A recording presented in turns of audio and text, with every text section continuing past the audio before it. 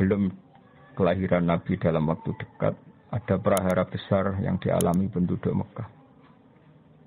Yaitu bahwa Abraha ingin merobohkan Ka'bah. Singkat cerita, Abraha ini adalah raja yang cerdas. Dia tahu bahwa Ka'bah adalah sumber ekonomi karena didatangi berbagai pihak. Dan itu artinya jadi wisata religi yang menghasilkan uang.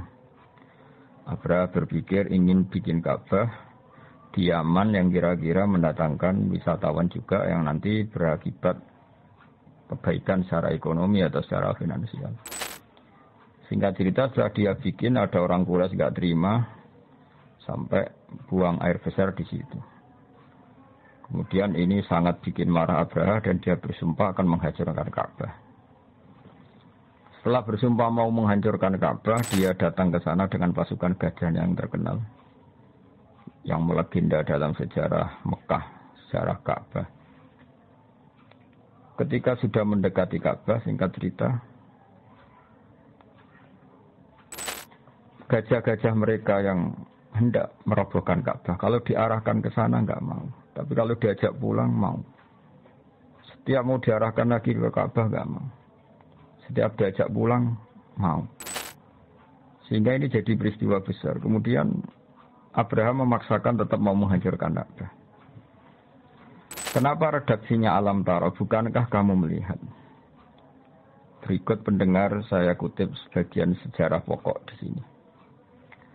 Tentu saat itu yang Sayyidul Qaumi, tuan daripada yang dipertuan besar di Mekah, di kampung Quraisy atau suku Quraisy adalah Sayyid Abdul Muthalib. Dia adalah mbah kandung Rasulullah SAW, Muhammad bin Abdullah bin Abdul Muthalib. Abraha sebagai seorang raja, dia relatif berperadaban. Dia tanya, kalau saya mau menghancurkan Ka'bah, siapa yang harus saya temui? Kata masyarakat, ya Abdul Muthalib Sayyidu Hadal Wadi. Abdul Muthalib dia adalah pemimpin di sini. Tapi sebelum itu Abraha adalah merampas sekian unta dari kampung Quraisy, termasuk untanya Abdul Muthalib yang kurang lebih sampai jumlahnya 100 unta. Itu lazim dalam penjajahan dulu, mesti merampas harta-harta daerah yang dijajah. Setelah Abdul Muthalib didatangkan, Abdul Muthalib itu orangnya wibawa sekali. Dia punya karisma yang luar biasa.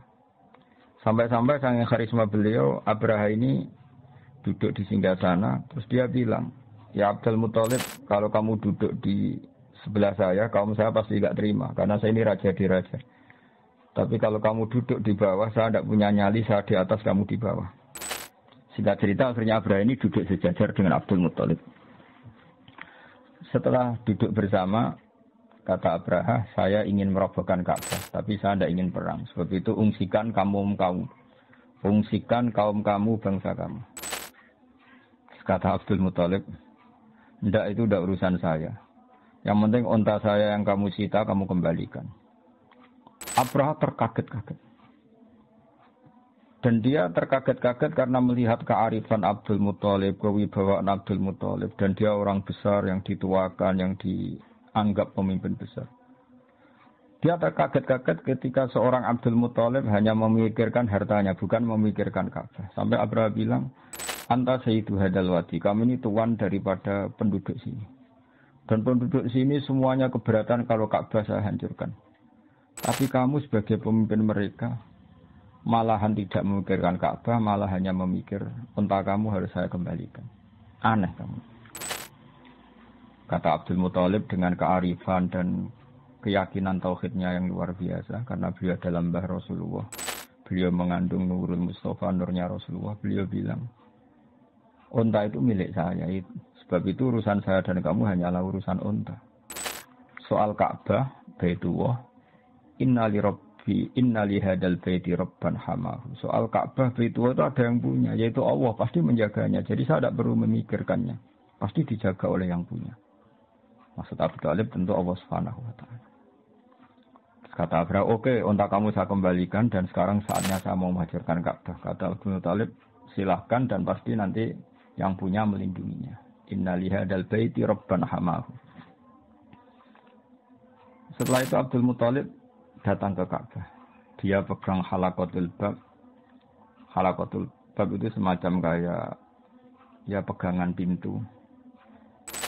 Di situ Abdul Muthalib bilang, ya Allah ini rumahmu, engkau pasti menjaga ini. Setelah itu dia ngajak masyarakatnya, ngajak kaumnya. Setelah dia berdoa, wahai kaumku, ayo kita ke atas gunung, melihat madza fa'ala rabbukum, apa yang nanti dilakukan Tuhan kamu terhadap orang-orang yang mau merobohkan Ka'bah.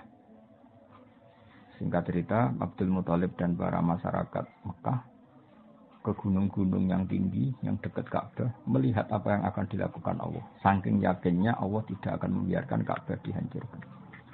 Setelah itu datanglah Abraha dan bala tentaranya yang benar-benar ingin menghancurkan Ka'bah. Apa yang terjadi? Datanglah burung ababil.